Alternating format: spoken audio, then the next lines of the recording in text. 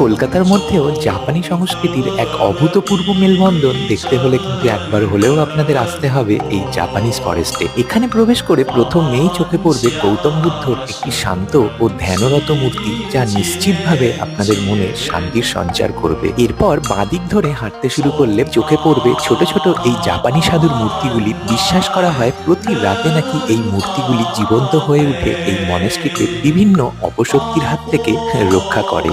এখানকার ছত্রে ছত্রে কিন্তু ছড়িয়ে রয়েছে এরকমই বিভিন্ন জাপানি সংস্কৃতির নিদর্শন, যা শুনে কেবলই রূপকথার কাহিনী বলে মনে হলেও আসলে কিন্তু এগুলোই হলো জাপানি সংস্কৃতির বিশ্বাস। তবে এখানকার সব থেকে বড় আকর্ষণ হলো এই খুব সুন্দর মনেস্ট্রিটি এবং এই মনেস্ট্রির ভিতরে থাকা একটি প্যাগোডা। শোনা যায় দ্বিতীয় বিশ্বযুদ্ধের পর কলকাতায় আগত একজন জাপানি সাধুর রেলিক রাখা রয়েছে এই প্যাগোডাতে। এই জায়গা সম্বন্ধে আরো জানতে এখানকার বড় ভিডিওটা একবার দেখে নিতে পারেন।